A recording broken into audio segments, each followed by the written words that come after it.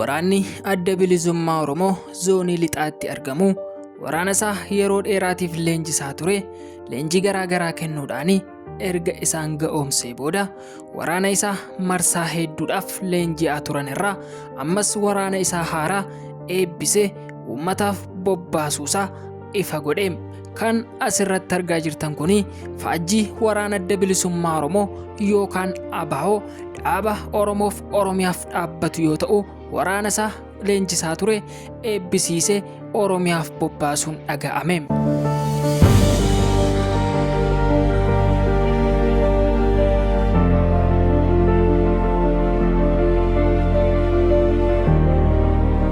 Yooyyaa harka fuunee akkam jirtu hordoftootaaf kabajamtoota Oromoo ilmarti keessan bakka jirtanitti nagaan keenya isiniif haa baay'atu jecha odeeffannoo wayitaawwaa Oromoo guyyaa irraa qabannee isiniif dhiyaanne keessaa waraanni adda bilisummaa Oromoo zoonii garaa garaa irratti argamu keessaa kan zoonii lixaa waraana isaa ji'oota dheeraaf leenjisaa ture har'a eebbisiisuun dhaga'ame.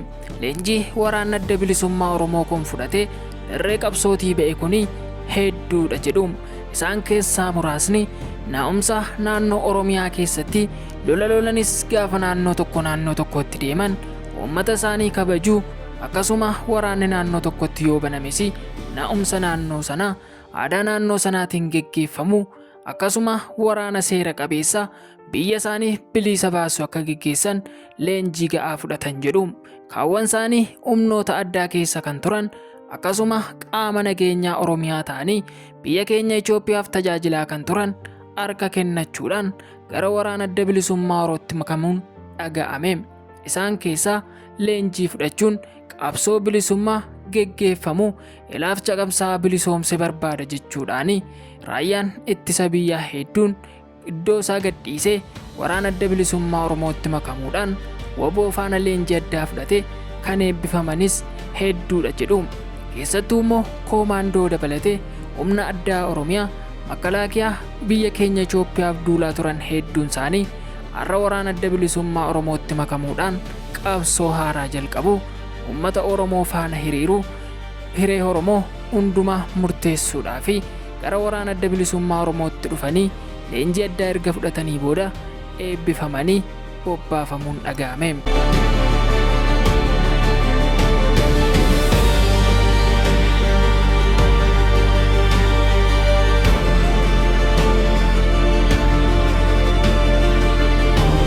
Waraanni adda bilisummaa Oromoo zoonii lixaatti argamu yeroodhaa yerootti waraana eebbisee bobbaasuunsaa, akkasuma hiree Oromiyaatiif qabsaa'ota hedduu bobbaasuunsaa godinaalee Oromiyaa garaa garaa keessatti nageenya boora'an tasgabbeessuudhaaf, akkasuma qabsoon uummata kanaa maal akka ta'e, uummanni Oromoo maal akka barbaadu, sabaaf sablammoonni Itoophiyaa Oromiyaa keessa jiraatan heera maaliitiin buluu akka qaban, akkasuma naa'umsa isaanii kabajanii Oromoof Oromiyaa kabajanii wajjin akka jiraatan, akkasuma biyya keenya Itoophiyaa keessatti qabsoo mataa isaa qabaatu, akkasuma naa'umsa mataa isaa kan qabaatu waraanni adda bilisummaa Oromoo leenjii addaadhaan erga isaan leenjisee hedduu isaanii har'a dirree qabsootiif bobbaasuun dhaga'ame.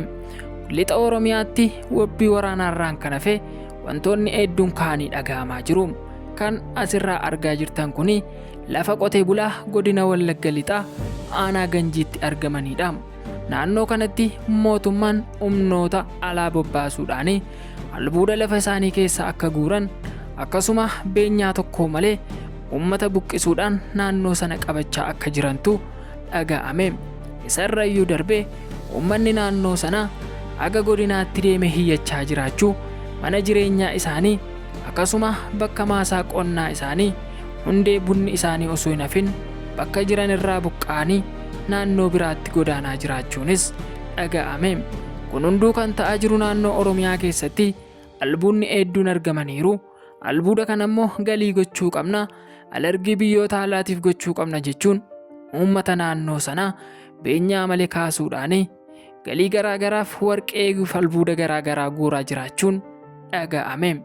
Uummanni naannoo sanaa garuu oliyyannoo garaa garaa haga aanaa darbee godinaalee haga caffee Oromiyaatti deemee lafa keenyarraa beenyaa malee nu kaastan jechuudhaan iyyachaa jiraachuun dhaga'ame.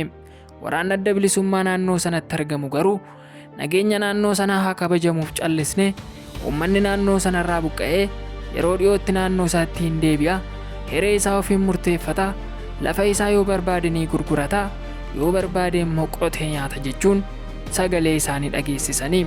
Kan argaa jirtan kuni Wallagga Lixaa, Ganjii, Tulluu Kaappii fi gandaalee sadii hedduu keessatti uummanni naannoo sanarraa buqqa'u, naannoo sanatti albuuda guuruudhaan siinotiraakiin hedduun ergamu, makiinaaleen waajjiraa hedduun bakka sana dhaabachuu, chaayinaa dabalatee humnoota addaa hedduu naannoo sana buufachuu isaanii dhaga'amaa jira.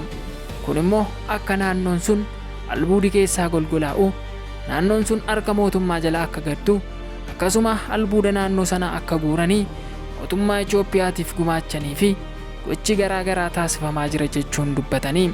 Naannoo kanatti warqee dabalatee albuudota hedduu gatii qaalii, daayimandii hedduun argamaa jiraachuu, garuu maasaa qonnaan bulaarraa baafamaa jiraachuu, beenyaan tokkollee osoo hin kaffalamanii naannoo sanaa buqqa'anii bakka biraatti godaanaa jiraachuun dhaga'ame.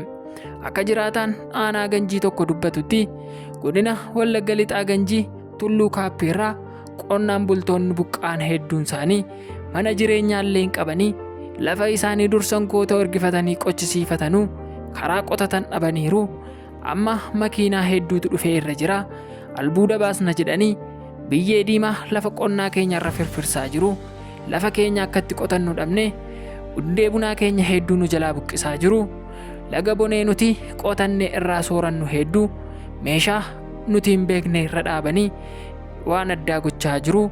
Akkasuma buna nuti waggaa hedduutti dadhabnee dhaabbanne maashiniidhaan nu jalaa gubanii balleessaa jiru. Lafa sana guutummaan guutuutti dhuunfataniiru. Nuuf garuu beenyaa tokkoyyuu hin kaffallee qe'ee keenyarraa humnaan nu buqqisanii naannoo biraatti nu godaansisanii jiru. Ganamaaf galgala bu'aa jirra, qaamni nuuf birmatu garuu hin jiru jechuun mootummaatti sagalee isaanii gaafa iyyatan dhaga'ame. Garuu haga ammaatti namni kanatu isinitti badee lafa keessan irraa buqqaatanii isaaniin jedhu haga ammaatti hin argamne jedhu. Qonnaan bulaan Wallagga Lixaa Ganjii hedduun imimmaan isaanii buusanii mootummaatti yeroo bu'aa jiranitti mootummaan Itoophiyaa biyyi keenya misooma itti fufsiisti, filannoon marsaa 7ffaa haala gaariin xumurame, waraanni keenya Afriikaaftiifuu gaadha jechuun dubbatu. Garuu uummanni godina Wallagga Lixaa hedduun dirreen isaanii dirree boo'ichaa, qabeenyi isaanii qabeenya saamichaa ta'ee qe'ee isaaniirraa buqqa'anii albuuda isaanii nama hin beekneef qaama hin beekneef gadhiisanii godaanaa jiraachuun dhaga'ame. Kun mootummaa Itoophiyaatiif qaaniidha jechuun sagalee isaanii ol fuudhanii dubbachaa jiru.